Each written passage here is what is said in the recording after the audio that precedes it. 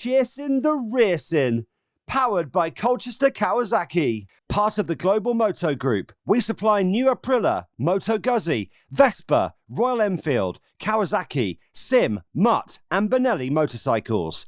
3, 2, 1, and welcome back to Chasin the Racin, episode 154, and we're delighted to be joined by the lead commentator for British Superbikes and also for the Isle of Man TT this year, Steve Day. How's it going? All good, yeah. How are you boys? I've watched plenty of these, so it's nice to be welcomed in.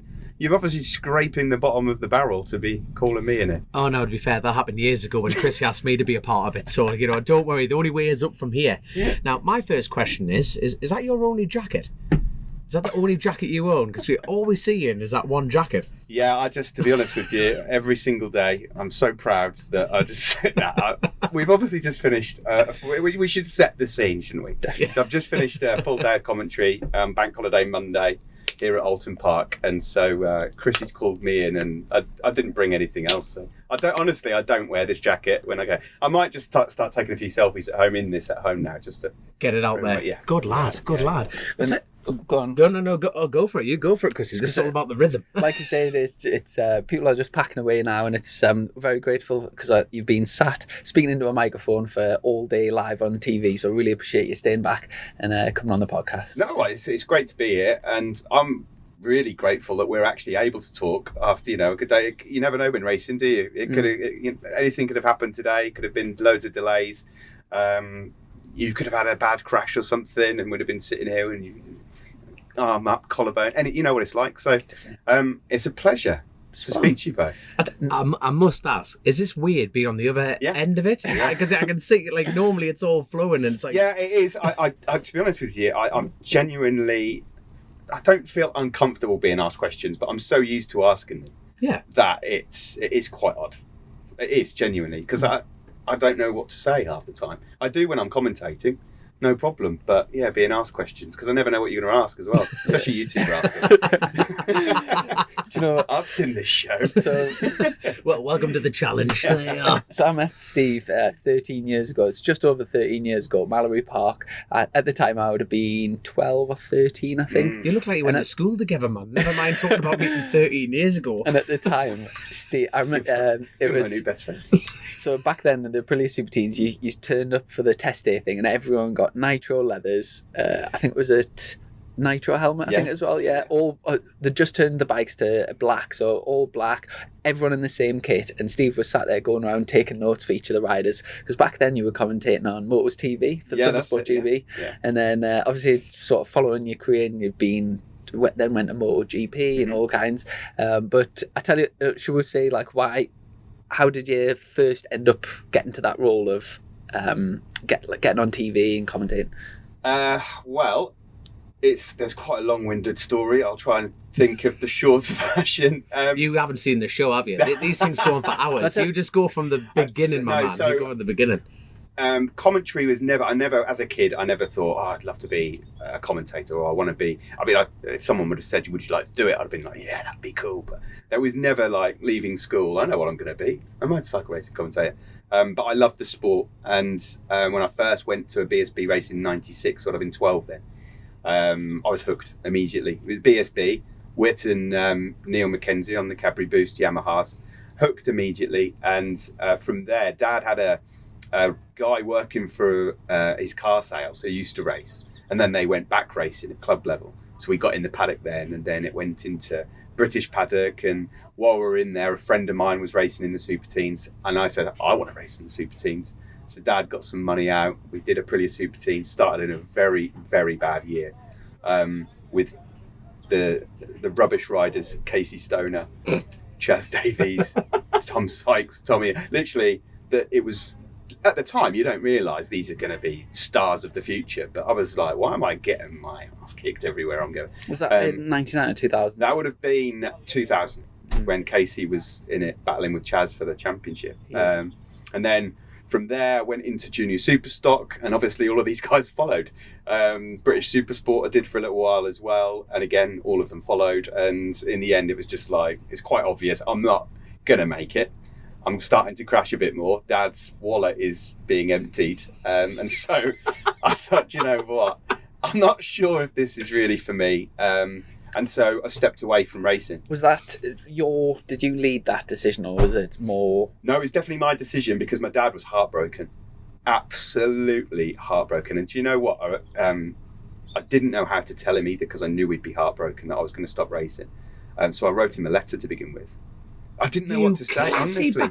You classy bat. That is nice. No, I wrote him to whom it may concern. Do you know how sometimes, sometimes you get into a conversation with someone and you can't find the right words to say. Yeah. I just thought if I write it down, then I know I'm getting everything across. And in the words that you articulate. And he brought it up the other day and said, "I've still got that letter." Wow. And I hate you for it.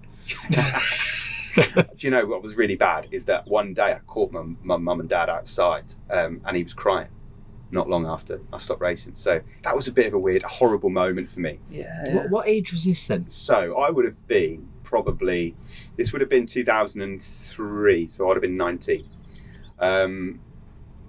But then we got a 400 and I still did the odd track day, and then we still did the odd race, but it was like, in terms of any ambitions of going anywhere with it, that was it was done. Anyway, to kind of sidetrack from that, it went from there to Dad getting involved with Thundersport. While we were racing ourselves, he met Dave and Bernadette Stewart, who were running Bemsey and MRO at the time. They'd stepped away, but then they wanted to create this new series, and they wanted my dad's involvement on a business side to come in as a director. So that's what he did. And then I was working at Robinson's Volkswagen, and this is a main dealership back where I am. And Dad just said, "Look, we need someone to come and prat around at the weekends on a microphone. We're going to do it on Motor TV. Would you like to do it?" Because I used to love doing karaoke and stuff like that. Mm-hmm. So there's so he basically... Hold on. You based your career on... What song was this? What this life-changing song? Bohemian Rhapsody. Naturally. No. Go in. Let's not mess about. Let's just go in. And no, it was weird. My dad basically thought, because he doesn't mind a microphone, he's not scared to do it, why not get him to come over? And I did it with Jenny Gow. Jenny Gow was presenting the show, and then I was doing punditry work. And then one weekend, the commentator got ill, did circuit commentary, and someone said, "That wasn't too bad.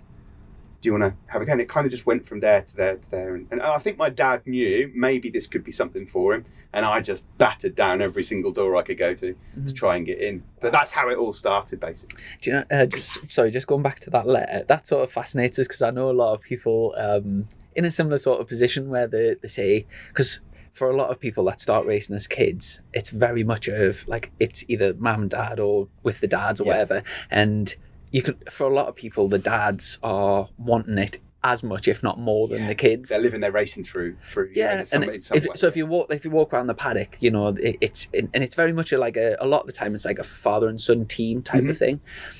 So yeah, it sort of fascinates, because there'll be people listening that are actually in that position right now where they're racing, but they maybe don't know that they don't really want to do it, but they don't want to they know how much the dad loves it, basically. Yeah, and I continued racing for a good 3-4 months after that, even after the decision in my head, which is an iffy place to be, as you guys massively. know. Massively. Can you remember exactly what you said in the letter? Honestly, I can't. I need to read it. He said to me that he'd read it again the other day because he'd found it, and I really need to look at it, because I honestly haven't got a clue. I can't remember that far back. Yeah. But Well, I must ask, what was your dad like then? Was he like, we take the mick, like motocross dad? Was he like that? Was he quite? Was always, he pushy? No, he wasn't pushy. Definitely not pushy. It wasn't like, you're racing and that's the end of it or anything like that. He loved it. He's got such a passion for motorsport, and I think he was living it a little bit, through me racing as well. I just knew that he'd be gutted.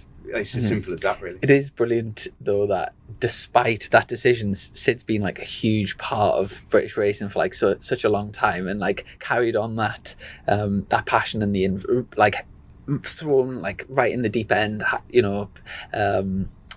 It's really cool that he's managed to.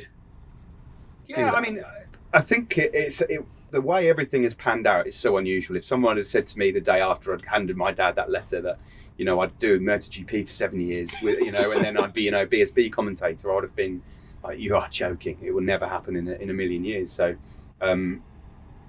he helped me so much to race. If I hadn't have raced, everything that we're doing, us sitting here, there's always a backstory, and it starts somewhere. And it's really just started from my dad having a car salesman who used to race. that's where the story starts. And then gradually along the way, obviously, some paths sort of go well. But yeah, the end of my racing career was probably the best thing that's ever happened to me. No, it's a simple fact. But that's it, though. Yeah.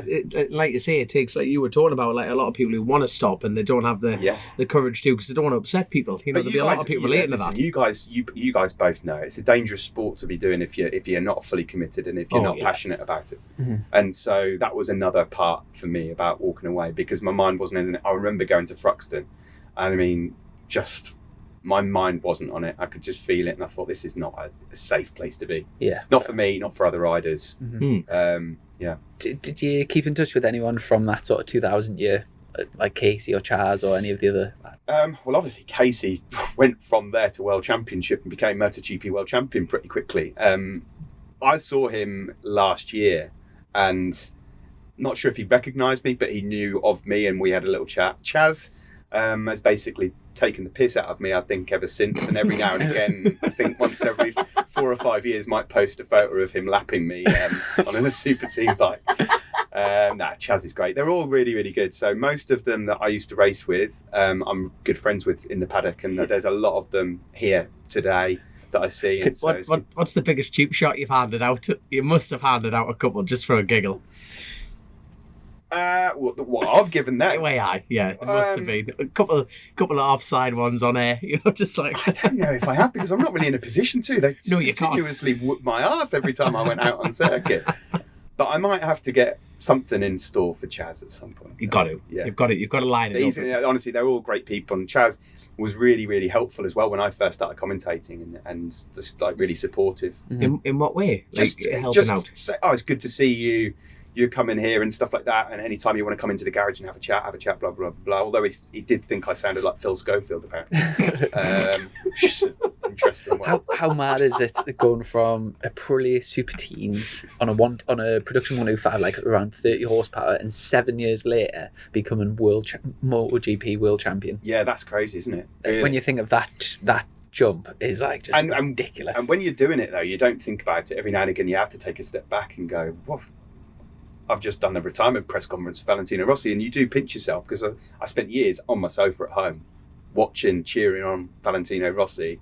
And yeah, it's a bizarre moment, but you just get stuck in it, really. You don't really have that much time to think about it. And you know, from the days in Thundersport doing Motors TV, did you go straight to MotoGP from there? No, I went to so the Sidecar Championship was being covered on Eurosport. They'd taken it, not specifically me, but they'd taken it, and so I thought, this is a good opportunity for me to now approach Eurosport and say, my commentary's already on one of the shows that you're producing. Yeah. Do you need anyone? And at that particular time, they had Toby and Jules doing MotoGP. They obviously had Jack and James doing all the BSB and the World Superbike stuff, and they said, look, there's nothing here, there's no room at the inn. Do you want to come in and try and do a couple of news items and stuff like this? So I used to go down there and just do news items, and then actually, believe it or not, the very first gig I got with Eurosport, they said, okay, look, you've bothered us enough, we're going to give you a shot at something, but it's not something that you might want to do in terms of bike racing. Is there any other sports that you're interested in, Steve? So I went, no, but not enough that I know anything to commentate on. But do you like winter sports? I went, yeah, I love going skiing. Okay, brilliant. You're going to be doing a summer biathlon. I didn't even know what one of those was. So biathlon, where they're literally cross-country skiing with a gun on their back. No, but I was about to say, thank God you explained that, because this face was, I have no idea what you're talking about. No. So you must have summer vision. A summer vision, they're on roller skates instead. Shut up, man. Honestly. You have... That was the first gig I ever did. I had not a clue what I was doing or what I was talking about.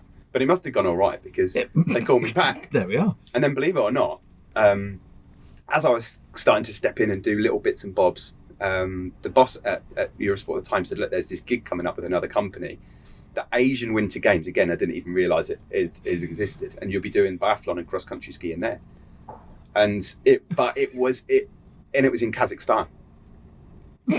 Honestly, it was in Kazakhstan. And that was my first ever on-site gig, was in Kazakhstan covering Asian Winter Games. But it was a fantastic opportunity for me to just go out there, get an idea of what the broadcasting world is like. And eventually there'd just be the odd times where there'd be clashes and stuff. And then I got this phone call from him and he said, Steve, you've been doing really well for us. Toby can't make Indianapolis in 2011. We want you to go and step in and be alongside Jules and Spolders. I was at a pub at the time. Thinking you're pissed. Well, I was a couple of pints deep, but Good luck. I was over the moon. I couldn't believe it. I was like, you have got to be joking me. And that was such a massive moment because Toby and Jules revered, you know, Eurosport's coverage. It was the best. It was just awesome. And so, yeah, stepped in for that. And then there'd be the odd World Superbike clash and they'd say, look, you know, Jack and James can't be in the same place at the same time. Do you want to come in and do that? So it just, yeah, step by step, it all kind of went. So, yeah, I went to Eurosport first, then did a full season in 2014 World Superbikes with James because they decided to split BSB and World Superbike up a bit commentary-wise. And then Dorna approached me at the end of that year. And that's how I got into GP. Have you ever found this job difficult? Yes. Not been to, yeah. Yeah, this afternoon. Fair enough. No, Yeah. but I mean, like, you know, like going into it, you know, like the beginning of this interview, it's like this felt a little bit awkward for you, like the fact that you're trying to get into it naturally, but like to step up into a sport they had no idea about and just start racking off facts. And the thing is, it's about being confident on air, isn't it? Well, yeah, Is that not a fair comment? Well, You know yeah. what I mean? It's about you've got to give the persona that you know everything. I can tell you exactly what I did, Dom. I blagged it. Good lad. That's exactly what I did. It was a lot of blagging because I didn't Would you know like anything one, by the about it. Yeah, what's Good it lad. like? What's it like? Get it down here, find out. Go on, hand me one there, Chrissy. Sorry for interrupting you there. Sorry. No, you're fine. No, that's You've been speaking about them all I can smell the energy. all day with can smell the power. Bradley Ray this weekend. So I'm saying you'll have been speaking about Yeah. Rich Energy all day. Yeah, But Brad's exactly. been on fire this weekend, hasn't he? Imagine the next interview. And it tastes like shit. No, it's all right. It's There okay. you are. So, and so you kind of got your foot in the door with the MotoGP thing. Was that on the live feed or was that through BT Sport? Or You mean with Dorna or? Yeah. Yeah, with Dorna it was obviously all world feed stuff. So if people were tuning into MotoGP.com, they'd got it in the UK, but they take it live in America and Australia. So if you went there, everyone knew who you were. Yeah. But back in the UK, unless they had a video pass, no one had an idea what you were doing or how it went. most people in the UK would get it through BT Sport. Yeah, most people watch MotoGP, I would imagine. But that's not the same in other countries. A lot of people watch the world yeah. feed. That's interesting. And yeah, I mean, you got to cover some like amazing. Obviously, you mentioned before like the Rossi retirement thing, some like surreal like press conferences. What was the biggest sort of pinch me moment? My first ever interview with Rossi, because Was that a full sit down? no, it wasn't. It was we need to get an interview with Valentino, and we haven't got anyone else about. Steve, can you go and do it? And I crapped myself because I just like he was a hero, and there's just an aura around him as well. So yeah, that was a pinch me moment. Have you got a gifted tongue? Like, are you multi-language? Like, no languages? No, I can't even speak English there. Did you hear that? Just spit that out. No, I haven't. No, I'm really not very good at learning languages and stuff. I didn't have to, luckily. Imagine if we just sat there and just started reeling off Italian. I'd love to because Gav Emmett, who you've just recently had on, he's unbelievable. Fluent in, I don't know how many languages, but I hope you tested him on that.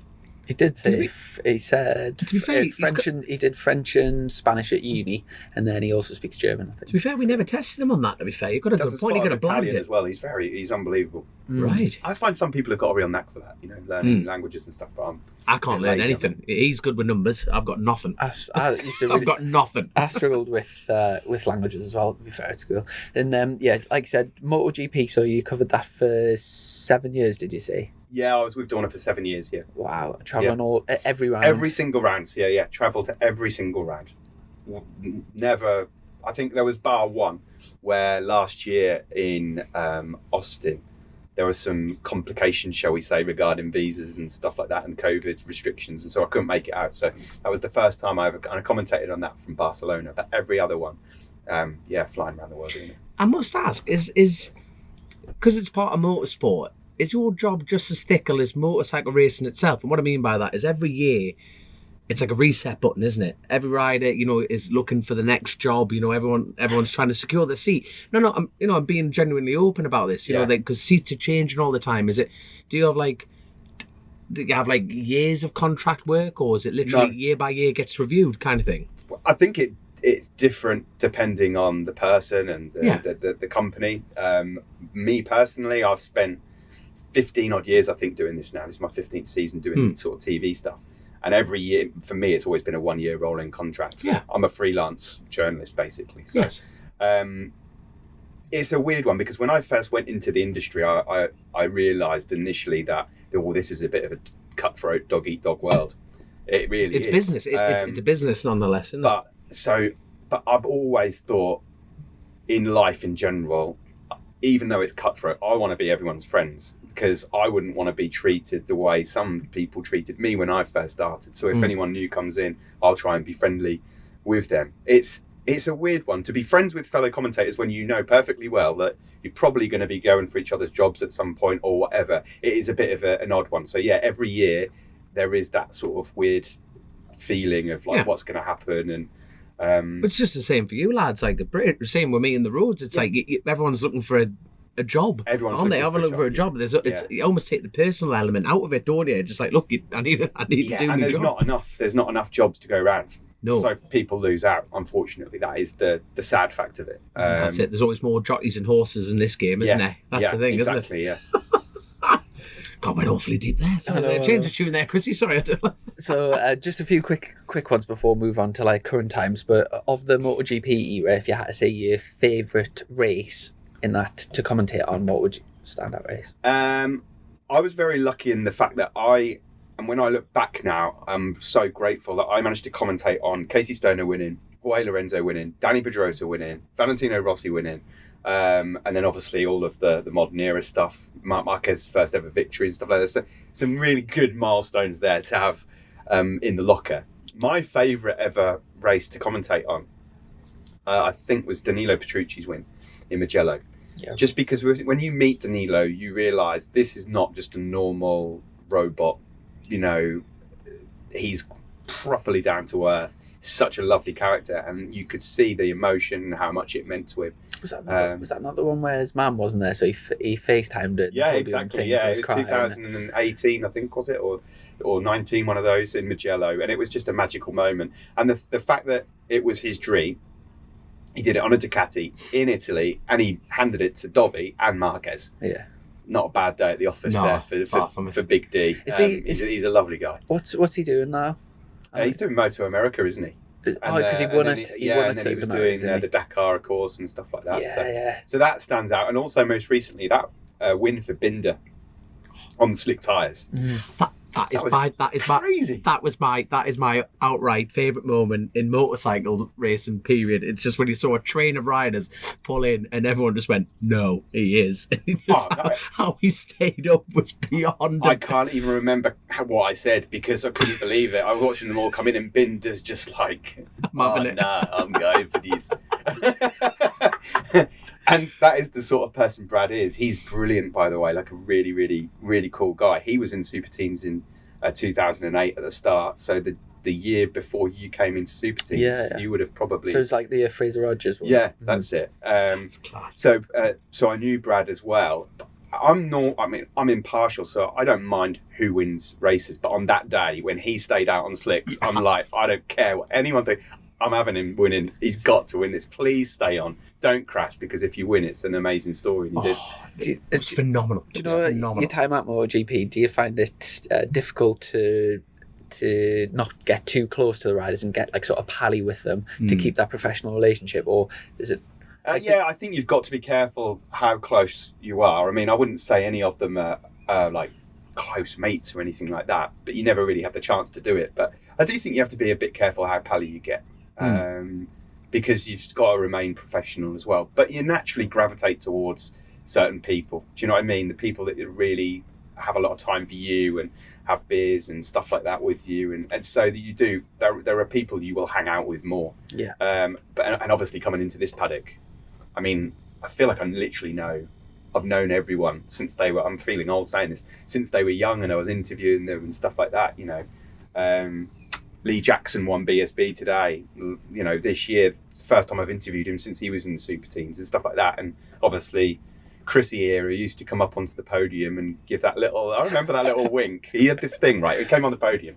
Chrissy was... A wink. This will not surprise you, Dom. Chrissy was so well prepared, okay, for any podium speech. It was like he'd mastered it.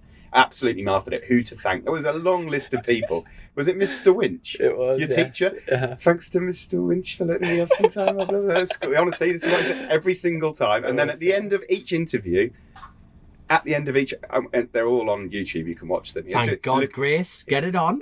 You look at the camera and just go, shut up, man. Yeah. I know, I was cringing looking back, but... Whose idea was the wink then?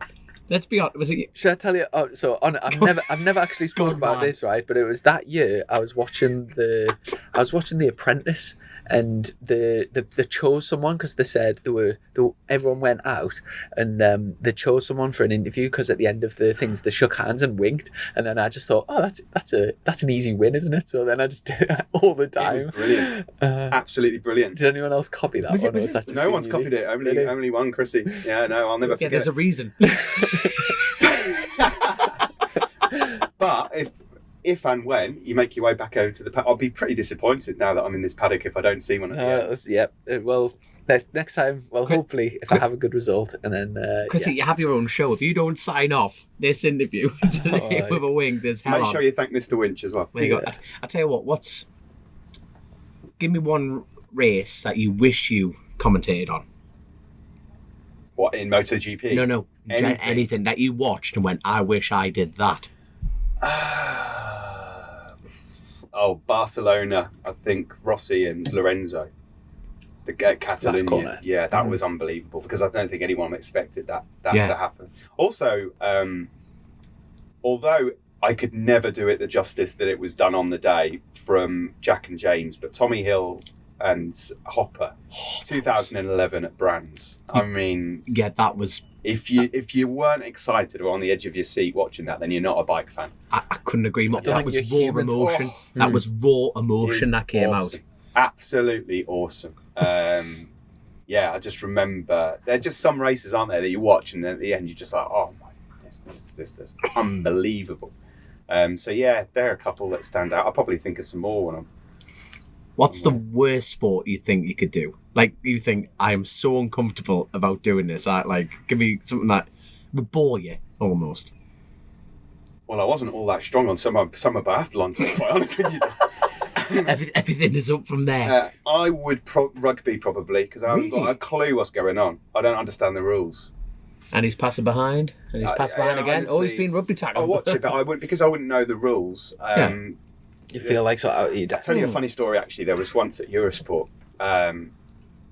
If you were there and something needed filling in, every now and again they'd say, look, can somebody help us? And I think there was a commentator who was late, they couldn't make it in. Can you get somebody else to start the show?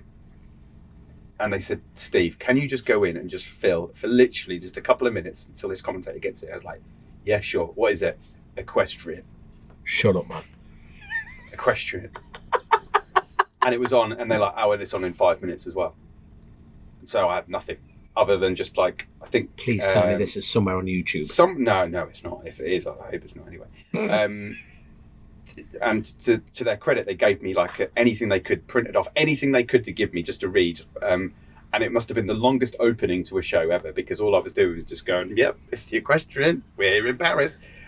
And I've never been so grateful to see a commentator walk into the commentary box as I did that day when he finally made it in. Is there Eurosport studios that are doing all kinds of sports in the same sort of building? Yeah, this was back in the days where they were working at Feltham as well. And this poor commentator unfortunately just couldn't make it in. And so, I said, yeah, I'll help out last minute. But that was I don't think stuff like that really happens anymore. There's you hope not. No, but it was one of those moments where, I think on that particular day there was massive snowstorms and it was a real trouble for somebody to come in and it was just like, oh God, what are we going to do? We can't just have silence while this is going on. So that wasn't comfortable. I know nothing about equestrian. That's a very good answer. I didn't expect that, to be fair. I was thinking ping pong horse. Do you know your time going from MotoGP and then taking a step to British Superbikes and deciding to go to the world, also coinciding with becoming an author, a kid's author. Is that right? So you look. Do you not know? Do you not go on Twitter, Dom? Dom doesn't know this information. Yeah, but Okay, let's elaborate, gentlemen. what inspired well, I guess it was sort of like, I know you're still in the same career, but you've kind of expanded your repertoire. Well, just for Dom's benefit, Thank you. And plug the book, obviously. I've written a children's picture book, Right. and it was released last August. And to go back to how that all came around, I've got a little boy, 3-year-old boy, Charlie, and I was making up stories to him to try and help him get to sleep. And I've got a bit of a weird imagination. I'll just make The day up some Daddy nonsense. beat Casey Stoner, That never Daddy happened, went so- round the outside.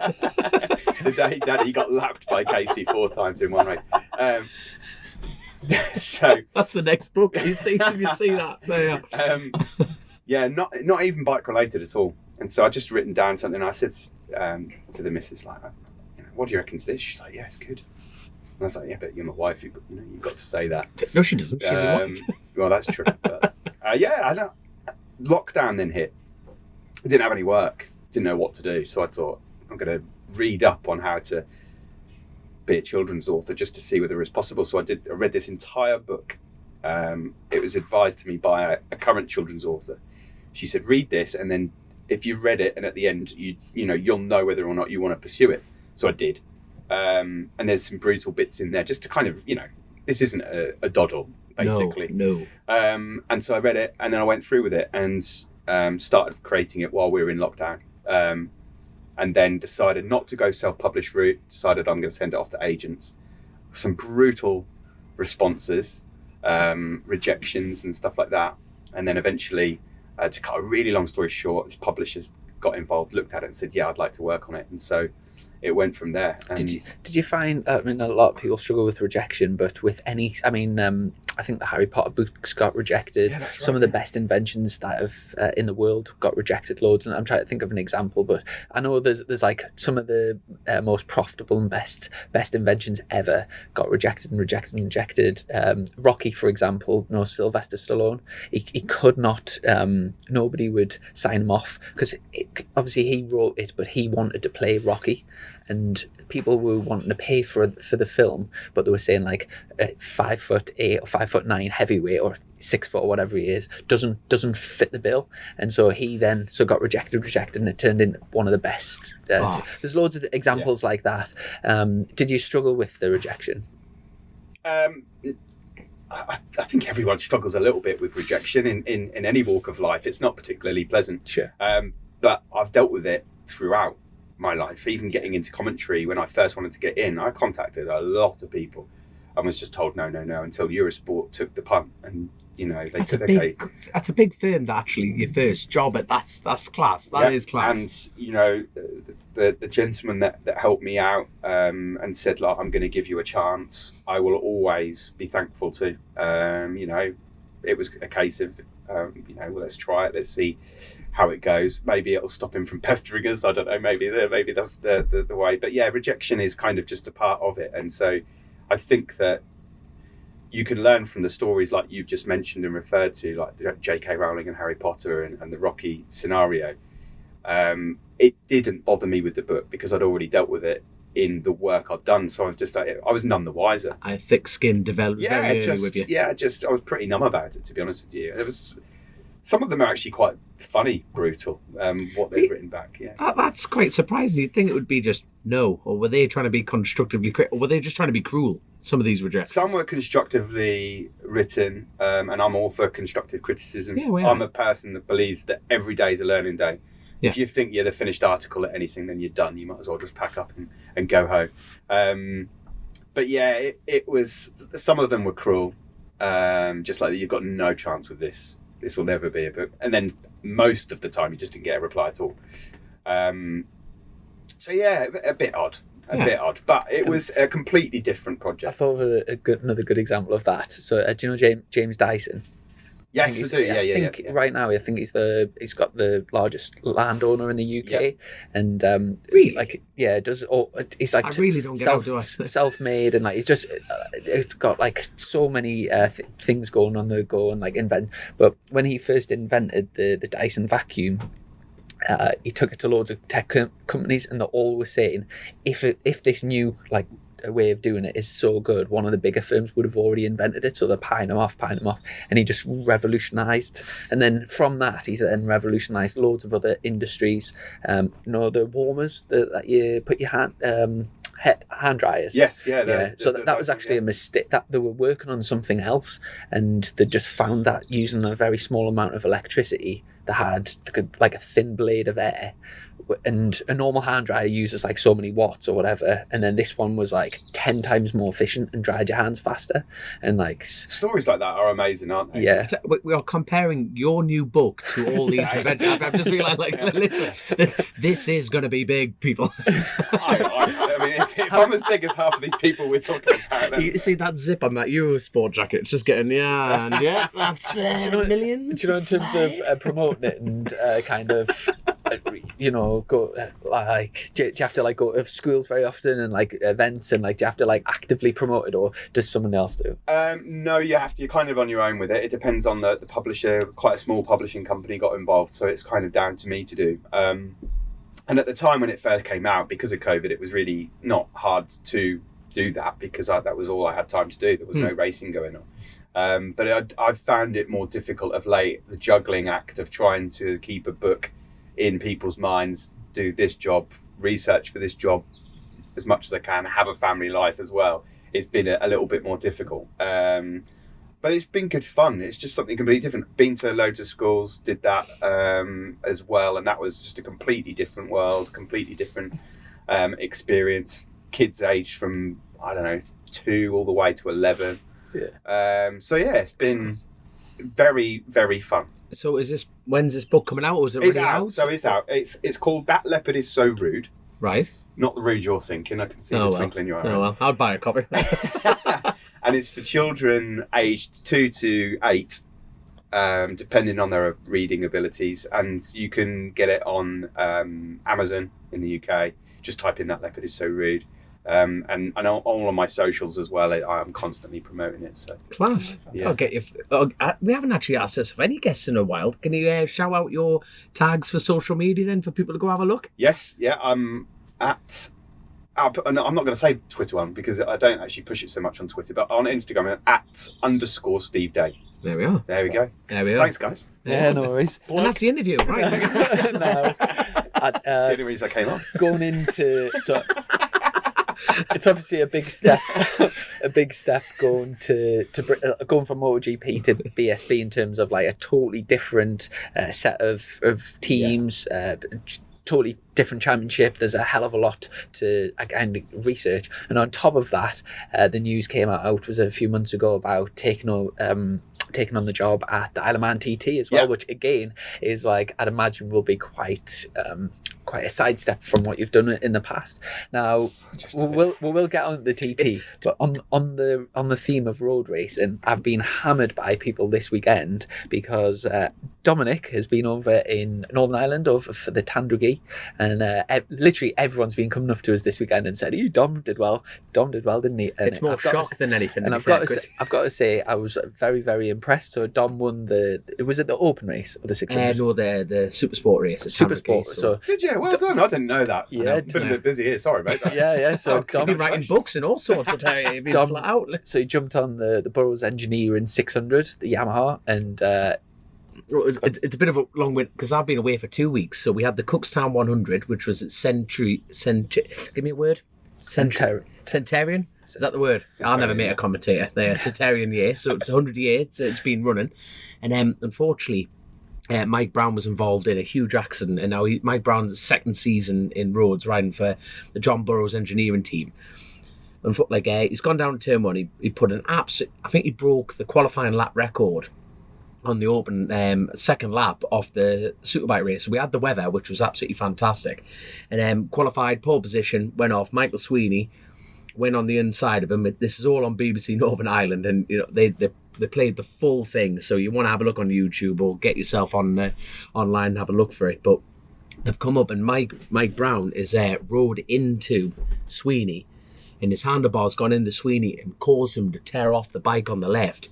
And the fundamental side of road racing is there's no runoff. So unfortunately, the bike's like gone into the side and pinballed down the track. And so Mike's gone into the side and he's spun off. Now, Paul Jordan, who I was chasing, he was on another 600. He was right in front of me. I just saw the tail end of the bike. I hit the brakes. You can see this all on my onboard from Greenlight Television. You can see the whole thing. Paul had nowhere to go, God love him, absolutely nowhere to go. And he was on the nose of the bike. He's unfortunately ran over Mike Brown's legs. Like both his ankles, just bang, bang. But the bike's gone down. Paul's hit the floor. Bike's hit the hedge and flipped onto Paul's head. The bike's just gone bang. So I was first on the scene, and then like I just dropped my bike. You can see that on the side. You got Richard Charlton on the left. He's going to Mike Brown, and we're just like Paul was just totally sparked. Like I mean, unbelievably sparked. And thank God I've I just like Paul, and all he heard. I was like, thank fuck for that. Yeah. You know, like. You know what I mean? Like the bike just went up and just went clatter. So the build them lads in Northern Ireland totally different how they build them over here. There's no two ways about it. So Paul was knocked for absolute six there, and unfortunately he couldn't get going on that side of things. So that rescheduled everything, and we went out in the open race, and we got a top 5 on the 600 on the Counting bike, which was fantastic. I got a podium finish on the Super Twin, got second on that. This is all on BBC, the Greenlight Television stuff. Adam McLean, right, had one of the biggest high sides on a Super Twin. Now, there'll be people listening to this going, you can't high side a Super Twin. You ask Adam McLean, you can high side a Super Twin. My God, just came up. It's like a negative camber jump. So you come over, you lift it up, and the thing just lets go. And he's that light, I thought you'd land like a leaf off a tree. Nope. Smack. How he got up, and he made it to the open race, and unfortunately he had another crash. God love him. He was leading the front from Sweeney and just lost the front and just hit the curb with his head and just gave himself a right concussion. So he's knocked out as well. Yeah, so unfortunately he had to miss the Tandragee race because of the concussion rule on that side of things. But so it's been eventful. That was an eventful weekend. That was, and then Mike Brown unfortunately broke both his ankles, which is like absolutely. Like, I tell you what, there'll be people listening to this going like, I haven't given like a full review of like the Cookstown, but it was an absolutely fantastically well-run meeting. It really was. And for the 100th year, normally they're plagued by the absolute abysmal weather that you tend to get in April, and this time decided to turn on its head, which was fantastic for the organisers. But I was trying to think, like Maxwell had a fantastic run. Potchy Williams, he'll be screaming for a shout out. He was absolutely on form. But I tell you what, I got held up with. You can run 700cc's in Super Twins now, right, in like the Northern, but which means you can only run a 650 at the Isle of Man. Everywhere else you can run 700. So we're all going to the North West 200 on like in the Super Twins. You can run to 7. Tell you what, you seen? Give me a name. Richard Cooper. Yeah, Richard Cooper's on a 700 at the North West. Well, we can all say goodbye to that, can't we? You know what I mean? Like, first of all, the lad can pilot a bike, and second of all, he's going to be on a 700. Yeah. He is going to be off for the day. Are you doing anything with the North West? No. No, you're not? No. Right. Gutted about that? Not gutted about that? Would you like to? Yeah, I wouldn't say no, but it just never came around. I've got 3 weeks off now until Donington, but in these 3 weeks, I'm just going to be prepping for the TT. So, definitely would love to get involved with North West. Have you ever done a road? No. Nervous? Yeah, like hell. In what regard are you nervous?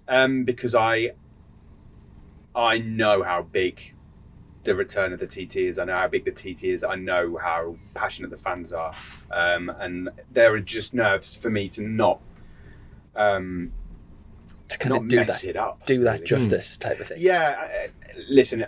When I got the phone call from Paul Phillips to come over and do it, it was at a time where I think only 3 or 4 days previous, I was contemplating booking something to go over anyway to watch, and then he called me, and I thought, "Whoa, this is amazing." And the first thing I said to him, I said, "Paul, I just want you to know that I'm not an anorak on the TT like I am short circuit racing." He's like, "No, I know that." But that's very honest of you. That's good. Yeah, that was the first thing I said, because I didn't want it to come across like, hey, I'm just going to take whatever's thrown at me. And so it actually did take a lot of thought, like, do I want to take this on? Because I want to do it justice. And I know that I'll go into my research meticulously, but it's the TT. You can't learn this stuff overnight. You can't be a polished article with it when you've not commentated on it before. So it's going to be a challenge, but it's one that I'm really looking forward to. I was over on the island a couple of days ago, and it's really got me buzzed up about the whole thing. I've got still quite a bit to get done research-wise, but yeah, I can't wait. I tell you what, my biggest advice is do not ignore the Irish scene.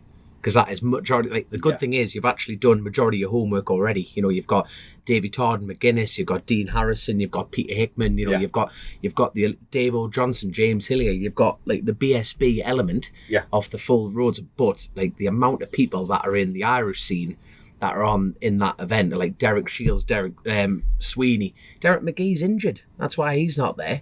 I saw him walking around the paddock, so thank God he's still got a presence there, which is fantastic. You've got Darryl Tweed, you've got Adam McLean, you've got I'm saying that Adam McLean's he does a bit of stock 600 and everything like that, but especially from the green light point of view, I'd definitely have a look onto that side of it massively. 100%, it must be like a hell of an undertaking, because obviously what is the 50? I'm just giving them a job list. Is there 50 competitors for the senior? Now you can have, I think they're going to allow 70 in, but there's only 50 allowed on the road. So that's 70, and then the rest in the whole paddock. How many people turn up to the TT? Like how many competitors will there be? I tell you what, you got a valid point there. There must be what? Did you say 100? Easy, and the rest. 120. Well, when you think the sidecars as well, and then in terms of the learning about the history of all of the previous, you have to kind of know like the history side is not so difficult, because I'm so used to researching history of anything, and so you can kind of access statistics easily, so that's fine, but you can't learn about riders and then the course itself overnight. I was going to say the next thing I was going to get on, it was the course is so big. So I've watched countless onboard laps. Milky's taken me round as well, 2.5 hours in a Toyota Yaris with Milky the other day. Well done. And so he just said, I'm going to treat you like you're a newcomer, so I'll talk you through everything. But then still there's going to be, even at the end of this TT this year, there's going to be still so much that I can learn. But I'm getting there, and there's just obviously the pronunciations of everything. There's so much that you've got to get right. I just don't want to mess it up. And you've got to go. You've got Paul Phillips will open up with open arms. You've got to go for a. Normally they've got like the course car laps. Yeah, you know what I mean. You've got. Imagine you in one of them. Oh, I'll be that like closed road and everything like that. That would just come across on the camera so raw. Yeah, well, I'd love it. It would be amazing. If Paul's listening to this, please get him in a course car. I am really glad that I managed to get to the island and do that lap with Milky there. Yes. Because TV flattens it completely, as you well know. I mean, like I could not believe the undulations there. What's your one bit of that course in that car with Milky that you thought, whoa, I'm not doing that? Or would you have a go? No, I wouldn't. No, because I wouldn't. The whole late apex thing baffled me to begin with, because I didn't really get a grasp of that properly until Milky took me around. Dom, there are so many parts of that. As he was telling me, like, we're flat stick through it. Blew me away. So much of it. There was even just the start. From some of these guys who haven't been out there, because obviously you can't just go around and test and say, okay, it's Tuesday, I'm going to go and test the course or anything like that. When they get out there for the first time, and then it's just flat out St. Ninians, and then just like gone, bang, from nothing. Yeah. It's just craziness. It is absolute craziness. Ballascary obviously does look scary.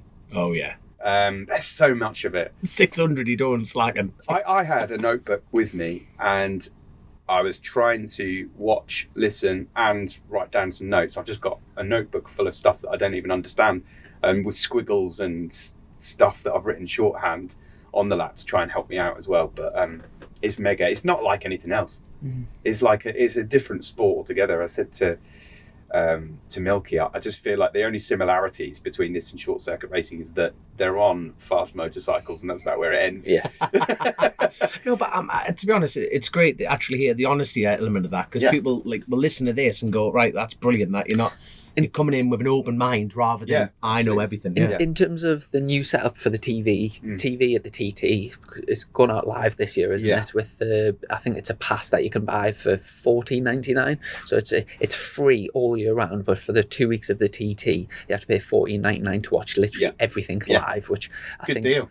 I was going to say, like, I'm not getting anything to promote that, but I did see your wallet before. It was quite big, Chris. I genuinely think that is like just an absolute steal for any race fans. And obviously, it doesn't replace being there, but there's a lot of people that it's impossible with work commitments and stuff to get over. So it's incredible. Will you be sat in a studio with like a little bit like here, where you've got load of TV and commentating like that? I'll be in the tower. And I've already seen the commentary position, so I'll be in the tower doing the radio stuff, and we'll have all the screens in there. And then will you be feeding to people around the course? Yeah, but we've got a big team. It's a massive team. So you'll be watching them pass like the grandstand talking about it, and then you'll say like over to so and so. So Chris will be in pit lane when they're refueling and stuff like that. And Chris Kinley is the guru of.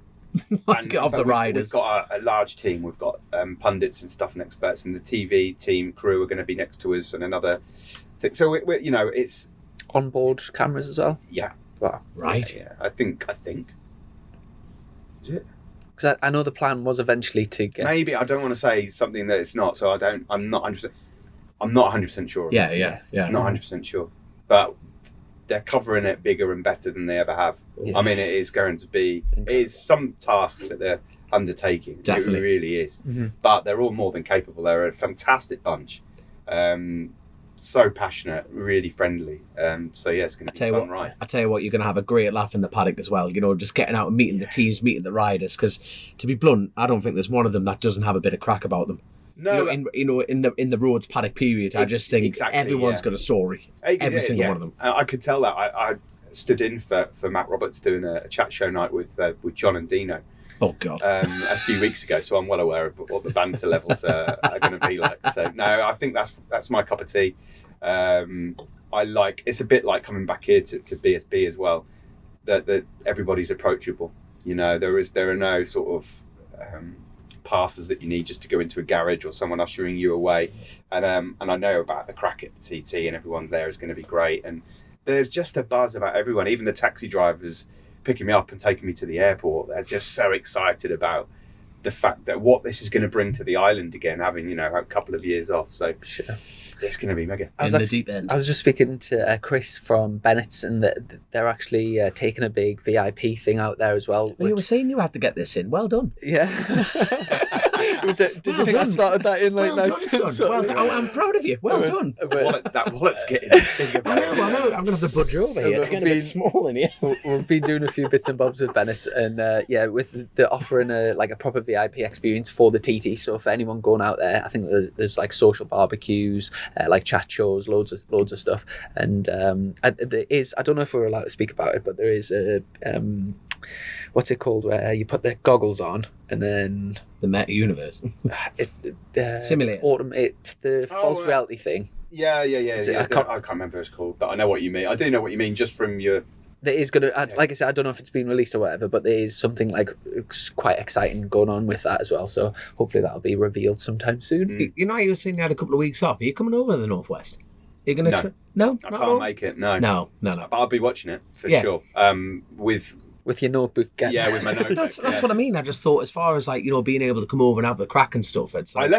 I left it free for a little while, just in case something came up, and the plan was to potentially go over, but no, unfortunately, I can't make it. Nah, it's a shame. Yeah, it's a shame. Because I was about to say, because you're home, like the Rich Energy lot, they're bringing that the full experience, the full hospitality suite, and they're the official sponsors of the event. Energy drink sponsors of the event. You can as well. You can actually, for anyone turning up at the North West, you can actually buy hospitality with them as well. They're like, at BSB they don't sell hospitality packages because it's just for like the sponsors and stuff. They're taking that massive rig over the North West, but people, like anyone can just buy like race day hospitality. So and it is quite a trick.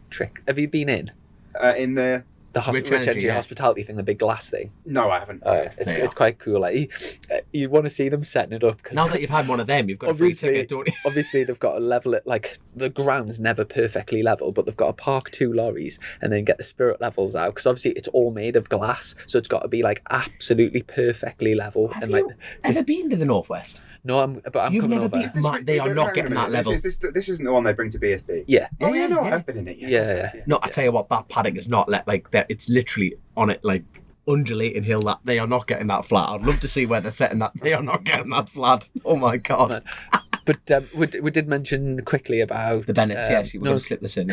Well, no, you've already talked about Cookstown. Bennetts. And then you stayed over in Northern Ireland to do Tandragee. Yeah. So it was a case of went to Tandragee. Now it was a case of like the counting team. We went there. I tell you what, I must put this out there. They had an award for the first 600 home. They've had it for a few years now, and it's been named the Counting Memorial Trophy. Mm-hmm. Which is like James Counting, like a good friend of mine who lost his life at the Southern. And we got into the last race, the main Cookstown race, and it was like, look, we've got a chance here to win this trophy. And I was very fortunate enough. I finished top 5 in the 1,000 race on the 600. Mind you, Maxwell squeezed me out, the twat. I think that'll definitely be on the footage. He was mid-break in the middle of the road, and I went, I've got him. I was going for second. I was proper on it I thought, what's Chrissy going to do? He's just going to just bull people out the way. I thought I was tempted.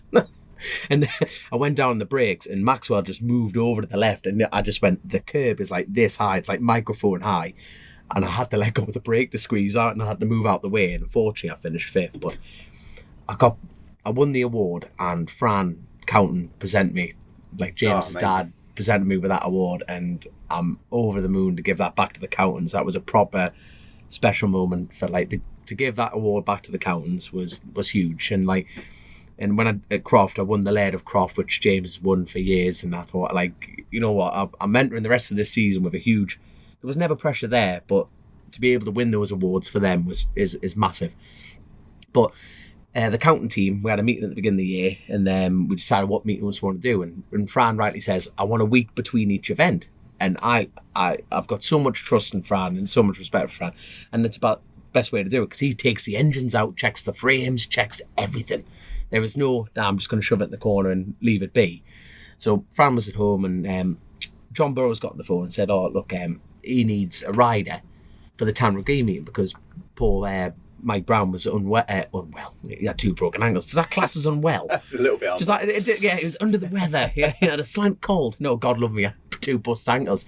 And basically, you know how the games ran. They need to keep sponsors happy and to secure Mike Brown's seat for next year, and that's what I like about John Burrows. He rang me up and said, look, we've got Mike Brown on for next year. It wasn't his fault. It was a racing incident. And, and we were talking about the fickle nature of motorcycle racing, is how you don't want to be lying in hospital going, oh, that's me out the job. Quite the opposite. Mike Brown's got his seat secured even for the TT, which is fantastic news, depending on the surgery and everything like that. You know how it is. So got on the phone to Fran and said, look, I've been offered this. And Fran's like, yeah, go for it. Just make sure you're all right. And like, Fran was understanding. All my sponsors like the Hafes and Rich Energy, everyone's been on board with it. And I got out and qualified on the front row, which was a bloody shock, because I've only been around Tandragee once before. And I think that was my first year like road racing, which was 2015 or 14, something like that. And I'm like, I'm over the moon here, absolutely over the moon. And unfortunately, the heavens decided to open up. Absolutely biblical. So me and Sweeney were hammering tongs around the place, and I was very fortunate that I won the Super Sport race. So I was to sit here with a Tandragee race win. It's I'm over the moon, absolutely over the moon. So I can't thank the team enough, and they all asked for a shout out, and I can't remember all their names. But there's a bloke in that team called Bisto. Right. Is that not the best name going? Bisto. Well, any particular reason? Does he like gravy? Or? He loved gravy. I was expecting some sort of like saucy, just like, proper backstory to this. No, apparently he loved gravy when he was like 2-year-old, and the name stuck. Hell of a chef, mind. The team have a chef in road racing. That is classy, isn't it? That is classy. And oh god, there is a list that, oh god, hold on, give me a second. Talk amongst yourselves. Fill a gap in. I've done enough of that already today. Fill a gap. Hold on, Danny. There you are. Yeah. They're the only 2 that really properly asked for a shout out. So, but no, John's over the moon, absolutely over the moon, and to tidy that weekend up. But I tell you what I did do though, this will make you laugh. I was supposed to ride in just the Davies bikes on the classics, and then I took my own big bike round to get extra laps and blah blah, and then the Burrows thing and blah blah, and I went out on the classic bike, and it was only like on the Friday it was bone dry, absolutely bone dry, and I've never been around there on a classic, and the outright lap record on a classic bike, bearing in mind you can run 750s, that's like what Guy Martin was on. He was on a 750 BSA. I broke the outright lap record by nearly 2 seconds on a 350 classic. The outright classic lap record, yeah, but it doesn't count because it wasn't a race. No. And by 2 seconds on a 350, like 42 brake horsepower, I was using every inch of the road, and it was class, absolutely class. And I was just getting faster and faster and faster. Like corners there, like on a big bike, you're hooking 2 gears out and you're dragging the front. This thing, I went, all right, I can hit this flat, and I was on the grass and all sorts. I was like, this thing's like, I know it that well. You know what I mean?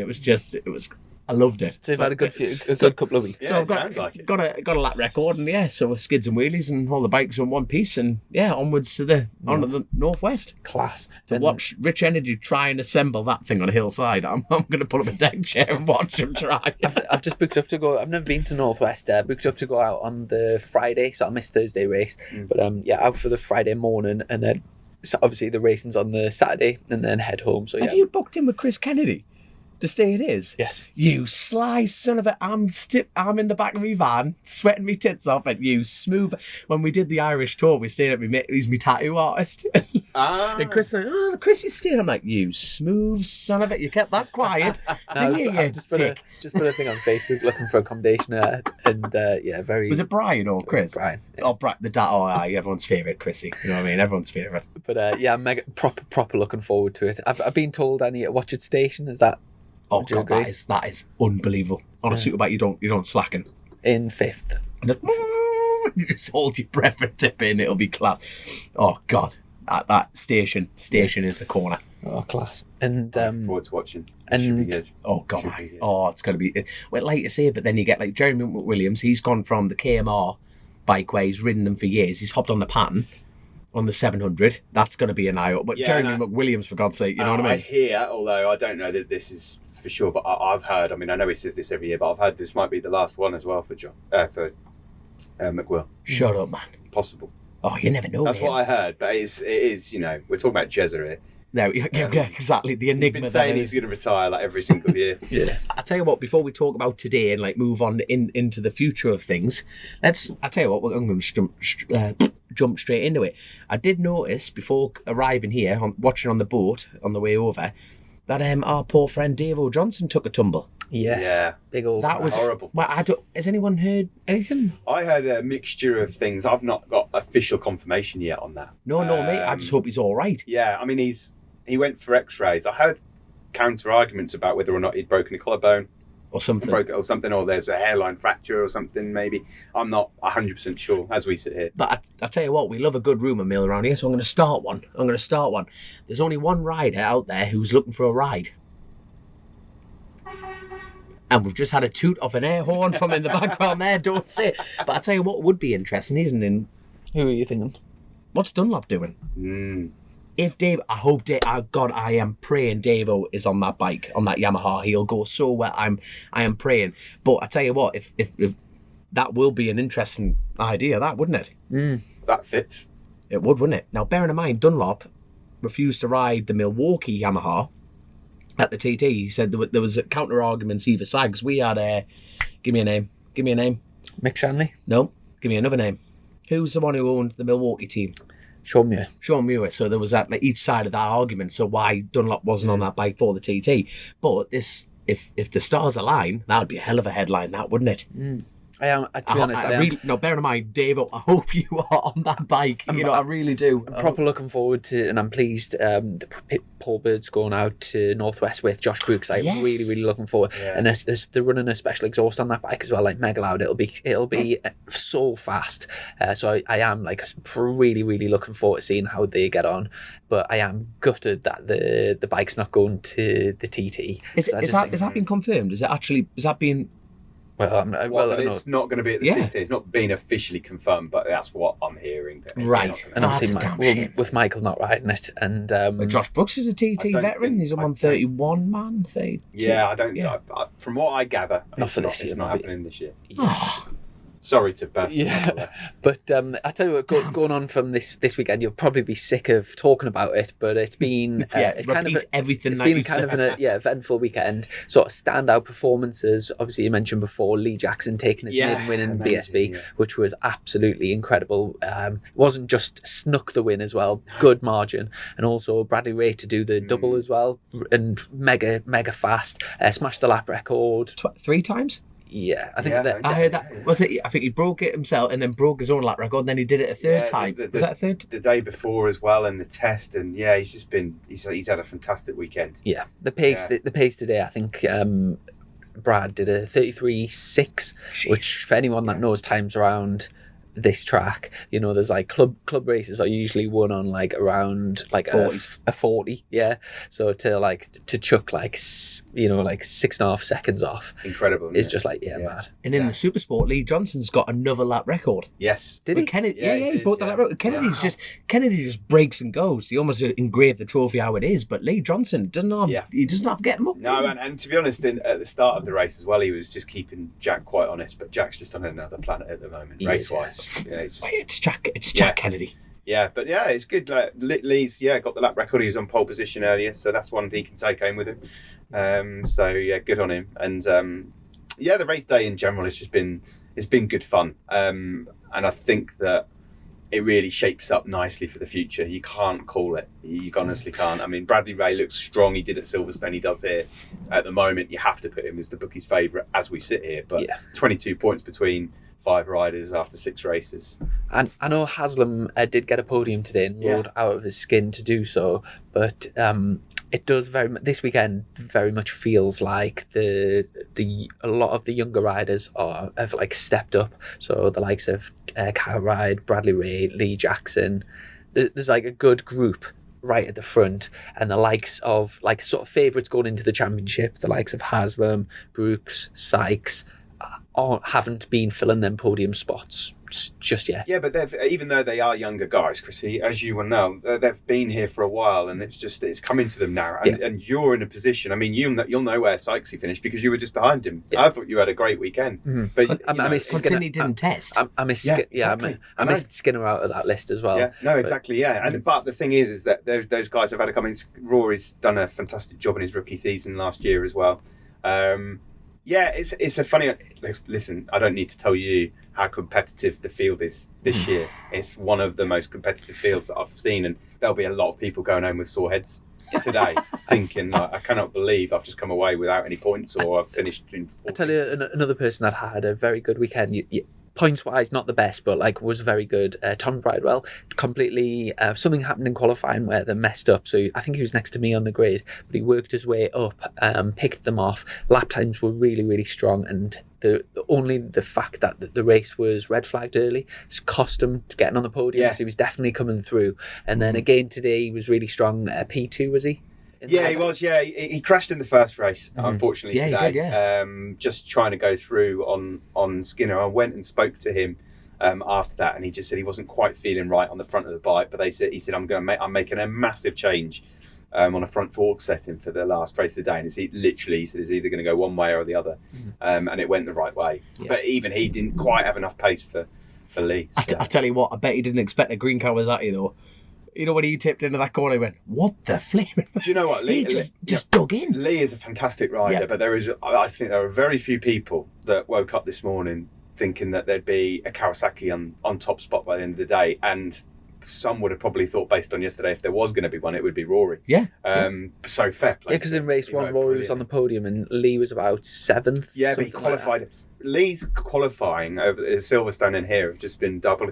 He's second going into Super Picks and Silverstone, second going into Super Picks here. And then on both days when it comes to actually qualifying, he's way back on the grid. I can't remember where he was on the grid yesterday, but that's the nature and the beauty of the laps kind of setting you good position for the next one. It's given him a great Can I just say, in terms of the dynamics in that team, I think a lot...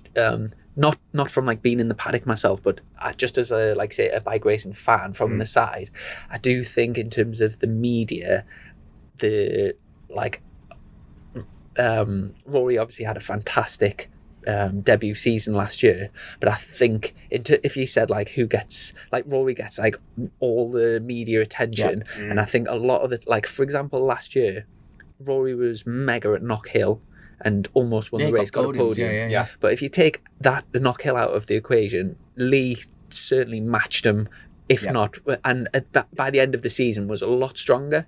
But yet, like, it's just a passing comment, but like I just noticed that like everyone like seems to, and from the commentators to the media to journalists, put so much attention on how amazing Rory. And I've always thought like Lee must be sat there like a lot of the time he's beating him, and he gets no like attention whatsoever. So to see results like today, like you say, most people would have probably tipped Rory to go on to win. Yeah. It's very, very impressive what Lee's He's pulled. gone under the radar, and I think everybody's underestimated him. Yeah. I mean, I'll hold my hands up. Me and James even admitted it in commentary today as well. So it's fantastic for him because it's been a long slog. He didn't just win it though. He just Smashed it. He smashed it. He literally just went. He had a rhythm that just shows the nature and beauty of Oulton Park, doesn't it? And he put a phenomenal ride together, and he just held a rhythm. And he just gapped and gapped and gapped. He did what Bridewell did, Yeah, I but mean, in a different fashion. If you know what I mean, just in a weird kind of way, Tommy helped him out as he went past him. He was able to latch onto the back of Tommy because at that point in the race earlier on, Tommy had the better pace, and Lee hung on in there. And then obviously they dragged themselves towards Bradley Ray and gone through. And then Lee suddenly thinking, "Oh, I've got this." Yeah. And to put a move on Tommy Bridewell on the approach to Island Bend. Fair effort. He deserved it. Outstanding ride. Yeah, Absolutely outstanding. Brilliant. So, okay. Take Lee out of it for just a... I'll tell you what, put Lee back in it. Who's been your rider of the meeting then? I think you've got to give it to Bradley Ray, based on the fact that he's just been... he's won two, and he's been on the podium in the other. And I think that there's always been that talent for Bradley Ray, but he's not always been able to deliver it consistently. Yeah. And he's got a couple of podiums from Silverstone.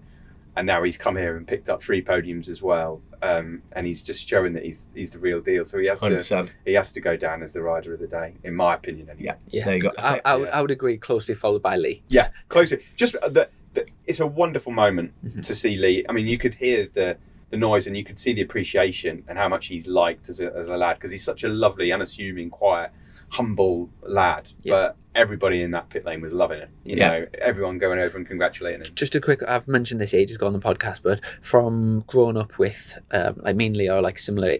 So he was in Super Teens the year before me, but we've kind of went through at a similar sort of, like the classes and stuff.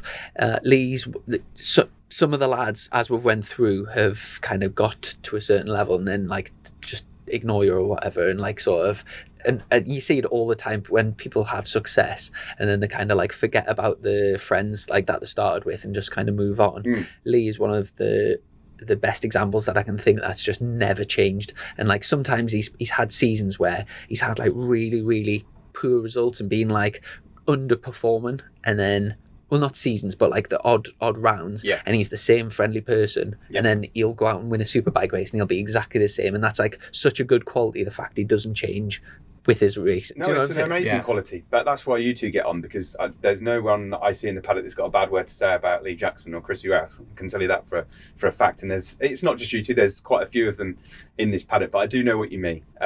He's not got an ounce of ego at all, always approachable. I'm delighted for him, I really am, because it's a moment he would have been dreaming of. You know, he's going to watch back the race probably about 10 times tonight. Rightly so as well. Yeah, absolutely. So fair play. I'm so pleased for him and his family as well. A lot of effort has gone into that. Obviously, his Uncle Lee was a fair rider in his day. His mum and dad have always been, you know, keeping an eye on things. Great to see the emotion from Sam. We knew that she was going to be crying with sort of 3 or 4 laps to go. Class. So yeah, it was brilliant. Yeah, love moments like that. And just to give a quick roundup for my weekend. So as Dom mentioned, because obviously I had the concussion at Silverstone. And for like a good week, I was really like not myself. Have you been knocked out before? He's in the commentator game. Of course he has. Microphones, clipboards. I've had over the years. I've had like a fair few, and it all like. It does like massively affect my mood. Like I'm not, in terms of mood swings and stuff. I don't. Usually like my mental health's like really good, and I'm like very lucky in that respect. I don't like, but for like a week I just was not myself at all. Just not good. And then I've started to feel much better the week running into Oulton, so I decided to go. And by the time I got to Oulton, I was like symptom free. Obviously missed the test here the week before on the Thursday, so I kind of knew we were on the back foot a little bit, but not just a little bit. Yeah. So I was sort of steady away on the first day. We had a few problems, a few little problems with the bike that we worked through, and it rained so we missed second free practice. So I did feel like we were quite unprepared, but also I know I'm not 100% still.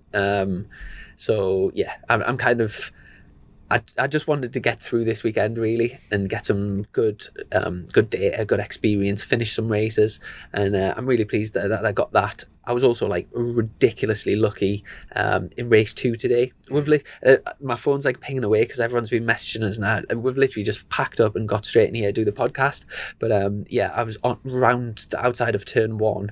I think it was Takahashi went up the inside of Tom and lifted Tom up, but I was on the outside of Tom. Did you see it? Of course. Yeah, I was commentating on it. Fair enough. What was it? I didn't hear it. I want to know. I want to know your view. Yeah, but the only thing we haven't seen it in slow motion. So at the time, all I saw was Tom Neve just flying into the. Yeah. And I have no idea how Tom is, but I really hope he's okay. Yeah, fingers crossed. But yeah, the impact on my back. So yeah, I was on the outside, and then I think I caught it out that side of my eye, like Tom had like sit up, and which ran him straight in the back of me, and it like smashed all the seat unit. I've got like a massive black mark all the way down my back and my leg, which is from his front wheel, so it was like right in the air. His foot peg was stuck in my seat unit. It ripped all. I was like so lucky to you had no idea, to be fair. Yeah, to carry on. Smashed all the exhaust and everything.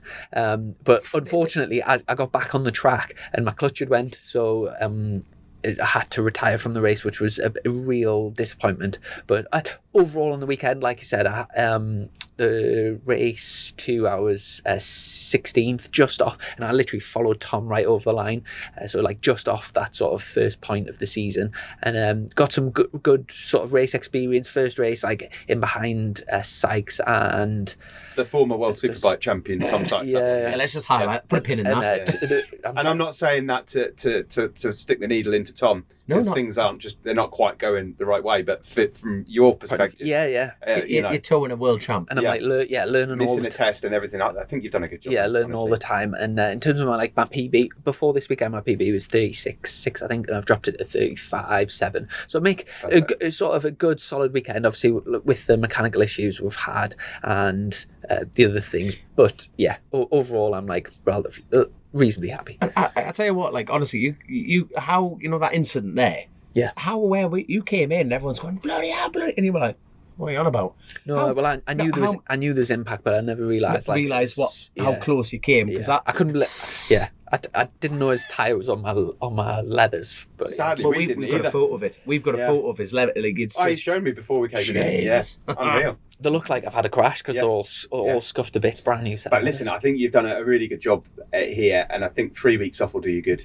Yeah. And then Donington, you love Donington. Who doesn't love Donington? And it's time to build there. Even now, though, I thought I'd kind of blagged the last 2 podcasts without showing that I was sort of struggling a little bit. But loads of people have been coming up to us and saying, you could tell that you weren't yourself on the last 2 podcasts. Like, and to be fair, even cognitively, I'm not. You made me look good for a change, so I was over the moon. And like I'm speaking to people and just like forgetting names and stuff. Don will be coming up behind you on a regular basis, giving you a good old whack around the head. That's it. We've both had a couple of knocks at the head, and the show still goes on. There you go. That's the one. But so yeah, pleased to kind of get the weekend over really, and looking forward for Donington, which is 3 weeks, isn't it? Yeah, 3 weeks time. What is your realistic target First- for this season? Yeah, first. Knocking on doors of top 10. See, I'm turning. I know. I was waiting for this. Yeah. You've done really well.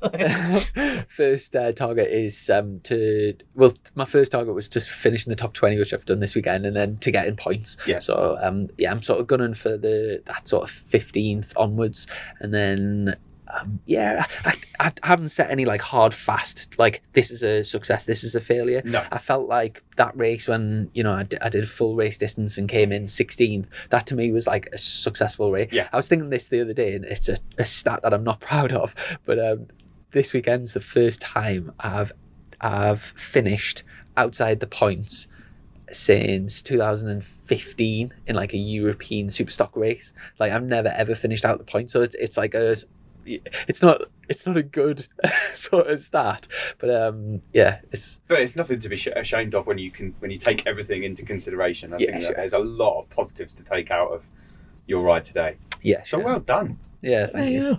There we go. Don't be too down on yourself. Don't be hard on yourself. Well, as bike races, you always just want a Yeah, bit of more, course don't you you? do, And, yeah. That's it. But Who's going to win the championship then?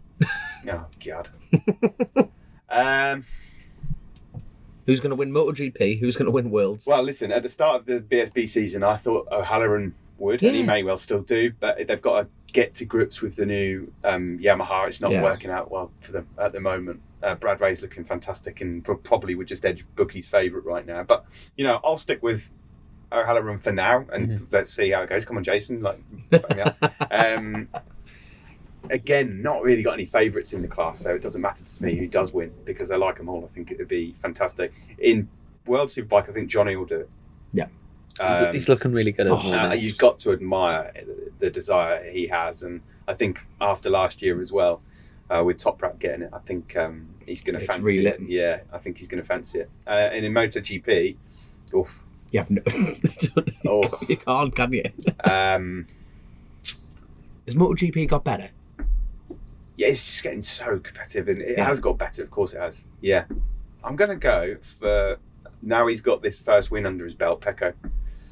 Right. Spoiler alert, I haven't actually watched MotoGP Oh, sorry. this weekend, but no, it's fine. Oh, It's fine. this is in the past. Yeah, so you'll be able to this watch will be it going by out then, so- next week Yeah, anyway. okay, I take so Pecco won a Jerez this weekend. Yeah, I didn't watch it, but that's just what I saw. Fantastic. Was it a dominant display or No idea. right? Oh, fair enough. Do you Don't- know? Any, Because do you know- only because our show was live literally just as the race went on, so I saw it on. I've got Pecco in my fantasy league, so that'll be doing Yeah, us there the you go. world of That's good. Yeah. perfect. Did the Suzuki's do okay? Do you know? No idea. No. I only saw the top three. All right. Who was second, third? Oh God, hang on. Quattararo was second. Aleix was third, I think. Right. Yeah, another one for the Aprilia. Doing well. Yeah. Isn't he? Yeah, I've yeah. woken up. Maverick Yeah. made the right choice. I need. Well, I mate, think. he's not doing it. In fact, I think you feature on her quite a bit, but I need to get on this Unlimited. Do you know what Amazon? Yeah, MotoGP Unlimited, the documentary. I've done the first episode, really enjoyed it. Do you feature in it quite a bit? I've only watched the first three because my wife doesn't like watching me on TV. So I see your sweaty face that close. Yeah, exactly. She's not interested in bike racing at all, so it's just like, is that a good thing? No, it is a brilliant thing. Yeah. Because you just get to go home and just be you. And if I've got an ounce of ego, because when you're doing this job, everyone has a bit of an ego, but it gets slapped straight back into shape as soon as I enter the You door. haven't It's done the like, dishes. Yeah. Good to see you. You're not Steve Day commentator to me, like blah blah blah blah. Here's your son. But then she'll talk to my son. She'll talk to me through my son. To be like, MotoGP Unlimited's on, Charlie. Daddy's watching himself on TV again. I'm like, Go on, leave it I'm watching alone. a documentary. From the 3 episodes that you've watched, I've heard great things about it. It looks like a good behind the scenes documentary, particularly for those that perhaps haven't watched that much MotoGP, might not understand it, and so I think it's interesting to see some behind the scenes stuff because you just don't get to see that. One of the issues for me, what I noticed when I worked in MotoGP, is I don't think you get to see the characters properly, and everyone's got to be a bit PC and everyone's got to be polished and blah blah blah. Whereas this just goes behind the scenes a bit more. I think they can go further with it, but is it quite Drive to Survive-esque? Yeah, kind it of is. thing? But I mean, obviously, I love that programme. I think it's Obviously, brilliant. like the scale, Yes. and budget and things are less. But the team that did it, I did a good job. They're lovely people, and so yeah, I think beyond the first 3 episodes, I can't really tell you much, but it seems to have got some good reviews. But I'm nothing to do with it. They just ask me some questions from time to time. So, but they always seem to. What I did notice is that all the bits where I had a really good laugh, they seem to just cut out so far. So I just look really serious and angry the whole time, or just. You know, good thing you're on this show. I'm not angry, but it's just they'll ask me the stuff that have asked me, the bits that they've cut and edited. I'm really serious in it. It's almost like I'm on an episode of Line of Duty and they need some sort of crime music in the background while I'm talking. But no, it's good. That's almost the biggest problem with media, isn't it? That a computer can portray in one certain light. Yeah, it's how they do it for you. Yeah, It's dangerous. We're not chasing the racing. It's bullshit all the time. I've just thought we usually put our guests on to our Patreon and ask them for questions, and I've been so busy this weekend I've completely forgot, so we haven't actually got any Patreon questions. So to all of our patrons, I do apologise, that was my error. But just a sort of quick fire questions from me. Okay. Favourite colour? What's been the most embarrassing moment of your life? Oh my God! Of my life. Quick fire question. Jesus, what's been the most embarrassing moment of my life? Oh God, honestly, I don't know. There's a couple I can't say. Really? Perfect. Why? They're the ones that you want to say. No, you're not doing it. Oh gosh. I'll tell you what was really embarrassing once. I can't believe I'm about to say this. I am going to say. I'll tell you mine if you tell us. Right, and I'll tell you. So I'm not going to say who I was commentating for, but I was doing some commentary and I was solo doing it, and it was it's quite hard to commentate when you're just solo when you've got no one else to fall back on. But on this particular moment, I knew that I had some feelings in my stomach, and that I might need to pass wind. I needed to, crack a good fart basically, and. I thought the only way to do this while I'm on air, I can't believe I'm saying this. Good lad. And I've got a Eurosport jacket on, what am I thinking? Was to literally give myself a cue point, switch off the mic, fart, switch back on again, and hopefully it'll all be over and no one will notice. What I did was, I pressed the button, let rip, and then realised I'd actually switched on the number 2 microphone, which is right beside me, and not switched off mine. So it was a fart with surround sound that went out on air, and I was thinking, oh my God, I cannot believe I've just done this. Obviously, as soon as I finished the show, first thing I'm doing is checking socials, and there was this one girl on there who said, "Have I just heard what I think I've heard?" So I had to go and watch it back just to see whether or not how bad it was. And I mean, genuinely, I think I can't remember exactly what the cue point was, and I just stopped, and just all you hear is this, and then I carry on talking again. So that was quite an embarrassing moment. Wow, there you go. That is outstanding. Have you got one? I'm not stupid enough to say it on Chasin the Racin. Damn it.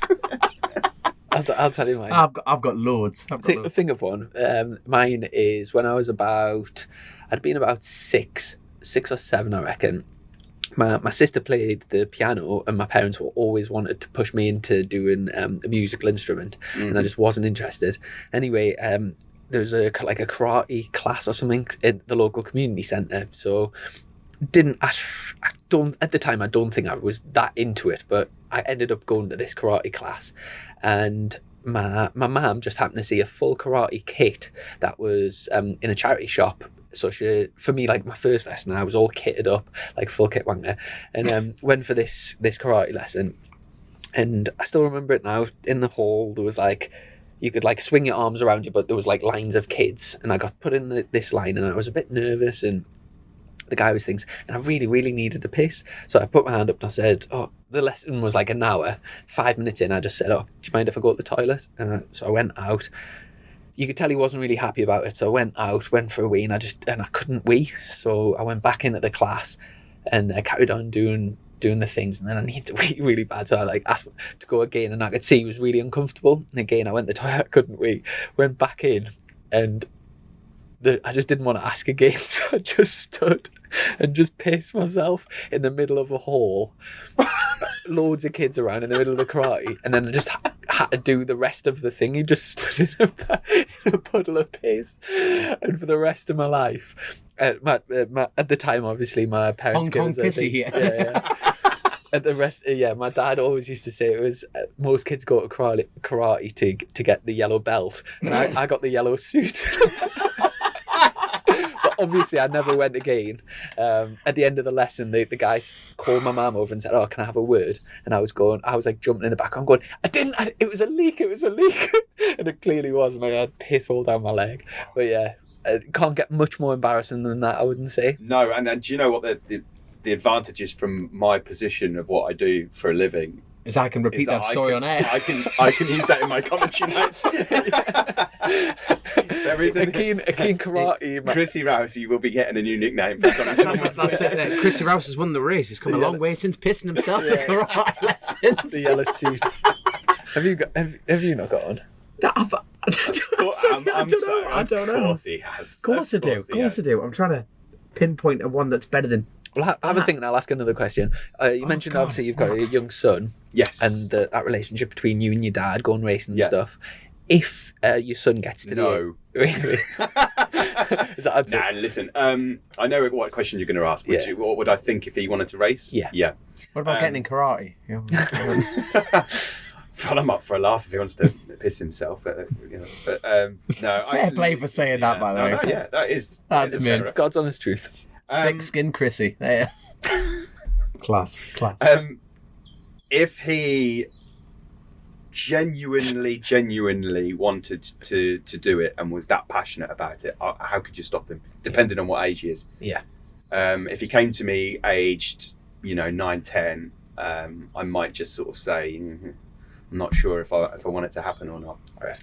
I'm not comfortable with it, but who am I to stop someone doing what they want to do? Sure, yeah. So. Do you think your dad would love to get back in? No, he's already said no. Don't do it. Really? Yeah, don't get him involved in it. But he's bound to have an interest in it as he's growing up. He's bound to. I mean, and he loves anything with engines already, and he likes seeing motorbikes and stuff on TV. So I mean, there is a possibility. God. My wife will kill me if.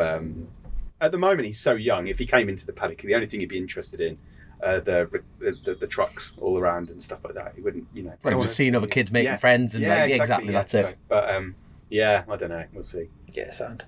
Have you thought of an embarrassing story yet? I'm really trying to top that. We'll have to should we come back next episode? Next episode. Please do it. I'll 100%. 100%. Because you got farting like surround sound, pissing pat. I mean that's done me. That's great. Now we're going to end up here sitting in silence. Honestly, I'm just a walking disaster. People know what they're dealing with for me. I'm just a first class arsehole. You know what I mean? I've done loads of things. Jesus. We're going to have to bring it up on the next one. Sorry, lads, I'm letting the side down here. Just to finish off, I know you said you didn't want to do it, but everyone on the show I'm such a weakling. So watch this. He's going to break this out here. Strength test. So if you just grab these handles here. While he's doing that, how's the new job? So hang on, right? What are we doing? Straight arms. Straight arms. And then just like as hard as you can to squeeze. Go on. I'm giving him. That was a 12. That was 100% a 12. Decent. You usually do better on your second go, to be fair. Go on. So are you on another That's go? it. Stretch it out. 12's is good. It's good that tight score. jacket. Is it? Yeah, really good. It's that one jacket you're on. It's a bit tight. Let me just stretch. I probably won't know. It's going to be an utter failure. Let's try again. No. I can't. You matched it. Yeah, you matched it. Good lad. 12, but yeah, we'll stick you on the leaderboard for that. Muscles now. Where have you been, dear? No. In a trailer with two boys. So on. Class. To wrap things up, have you got anything? No, I think by the time this podcast goes out, it'll be after the North West. So we won't be in the studio, but we're bringing the gear over to the North West, aren't we? Yes. Oh, I tell you what, I've got to present an idea to you. Go on. Imagine Michael Sweeney as Batman. Right. Imagine a Dublin version of Batman. Yeah. You know what I mean? Gotham City and stuff like that. Just imagine that concept. I was absolutely pissing me. I was pissed at the time, like just thinking of this. Imagine a Dublin version of Batman. That is totally out of character of the show. I'm fully aware of that, but there'll be people out there thinking about that now, and that is generally a great idea. Right. Well, we'll take the That's the only thing I'm doing here. We'll take the kit Write that in out a book. and hopefully get a podcast in on the Friday, because Friday's a day off, isn't it? Yeah, so I'm trying to think. So it's Tuesday, Thursday, Saturday. So it's like you've got the gaps between, but we'll chuck in the deep end at the anchor. There'll be plenty of embarrassing stories out of there. Fantastic. And no, looking forward to it. But like I say, we won't be bringing the studio over. So it'll be just, we'll have to find somewhere to grab some guests. Makeshift studio. That's the one. That is the one. But no, thoroughly looking forward to it. No, Steve, thank you so much for your time. No, thank you guys. It's been great to speak to you both, and I'm glad that we managed to get this done finally. So. I thought you was about to say I'm glad it's over there. on that too. 100%. I'm joking. No. Brilliant. No, I love watching the podcast that you guys have done. They're really good fun to watch. So I'm really pleased to be on one. I appreciate that, and send our love to your parents as well. It's been a long time since I've seen them. Yeah, no. They all love Chrissy. So they're still Everyone heavily involved with them as well. yeah, they are. Yeah, they're still over there at Snetterton as we speak. Actually, well, they're probably not now. They might be home now, but yeah, they're still involved. So yeah, lovely. That's good. Class. Excellent. Well, massive thanks to our patrons and to our sponsor, Colchester Kawasaki. Again, I'm really sorry to the patrons for forgetting to post, but we'll make up for it next week at the North West. And from us all and everyone that listens to the show, best of luck in the North West. Cheers, mate. Good luck. Yeah, God, I need it. I need it all the way. But thank you to Cookstown and Racin, Burrows Engineering. I've got that many people to thank. I can't thank them and fit them all in, but thank you very much. And really appreciate your time fitting us in to do the podcast. So catch up soon and take care. Thanks, guys. See you in a bit. Chasin the Racin, powered by Colchester Kawasaki, part of the Global Moto Group. We supply new Aprilia, Moto Guzzi, Vespa, Royal Enfield, Kawasaki, Sim, Mutt and Benelli motorcycles.